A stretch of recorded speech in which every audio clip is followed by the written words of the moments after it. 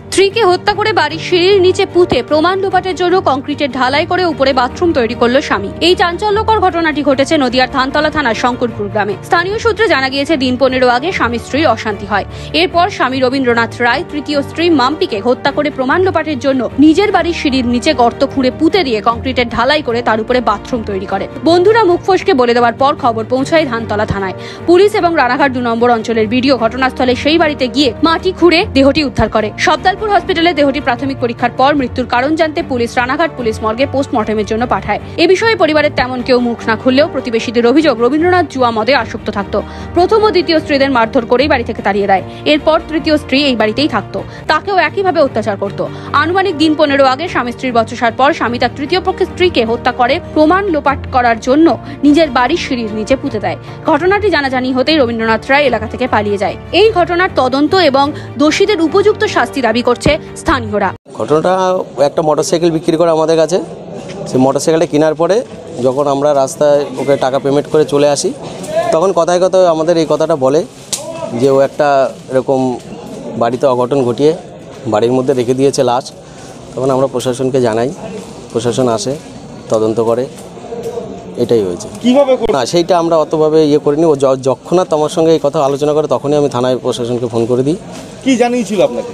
জানিয়েছিল ওর 2 বিয়ে ছিল, আগের বউ চলে গেছে, দ্বিতীয়বার যে বিয়ে করেছে সেই বউকে মেরে ও ঘরের মধ্যে পুঁতে রেখেছে। ও কোনো কাজই করে না, আগে টুকটুকি চালাতো, এখন টুকটুকিও চালায় না।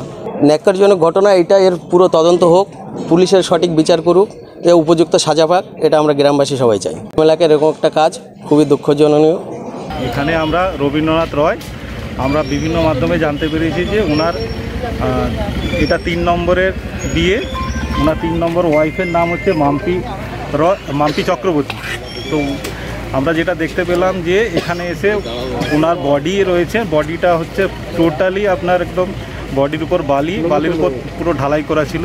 তো বডিটাকে আমরা টোটালি রিকভার করে আমরা প্রাথমিকভাবে আমরা আড়ংঘাটা হসপিটালে পাঠাচ্ছি। কালকে আমরা পোস্টমর্টমের জন্য রানাঘাট হসপিটালে পাঠাবো। প্রথমে একটা বিয়ে হয়েছিল, তো যাই হোক সেটা অশান্তির কারণে সেটা টেকেনি। তার তখনও মারামারি হতো সেই বউয়ের সঙ্গে। তারপরে মিডিলে একটা বিয়ে করেছিল, তখনও মারামারি হয়েছে। এবার ব্যাপার হচ্ছে মারে বউ চলে যায়, আগে ওটা হতো, আবার আসে আবার মারে চলে যায়। মানে ইনার অত্যাচারের ফলে? হ্যাঁ হ্যাঁ, বউ চলে যায় আবার আসে, মানি ঝনিয়ে নিয়ে আসে, আবার মারে আবার চলে যায়। আর পাড়া প্রতিবেশীর সঙ্গে তো কারোর সঙ্গে মিল নেই। এবার আগেও এই বউয়ের সঙ্গে বউকে মারতো, বউ চলে যেত। আমরা তো বেশি ওই পাশে বাড়ি আমাদের, তো আমরা খালি একটু যখন চোখ পড়তো তখন দেখতাম যে বউ আছে, তখন ভাবতাম যে না কোনো অশান্তি হয়নি। যখন দেখতে পেতাম না 2-3 দিন, তখন বুঝতে পারতাম যে হয়তো মারধর হয়েছে, বউটা আবার চলে গেছে। কি চাইছেন এখন আপনারা? উপযুক্ত শাস্তি হোক, আর এই যেরকম কুশিক্ষা যেন আর কোথাও মানে আশেপাশে কেউ না পায়। শুনে আসলাম, এখন আসার পরে তো এই ওর বউকে মেরে ইসে ফেলে রেখেছে, ওই পুঁতে রেখেছে আর কি। ওই এখন সেটা উঠে পুলিশে তদন্ত করবে এখন। এই কোথায় রেখেছে? সিঁড়ির নিচে ওইখানে পুঁতে রেখেছে আর কি, বাথরুমে।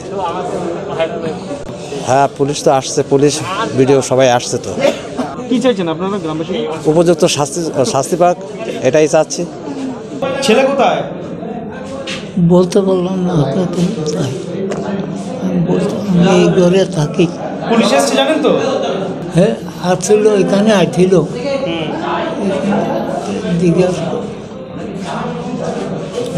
সিঁড়ির নিচে কাকে রাখা হয়েছে মাটির নিচে? আমি বলতে পারবো না। নদিয়া থেকে সুরজিৎ দাসের রিপোর্ট, NBTV।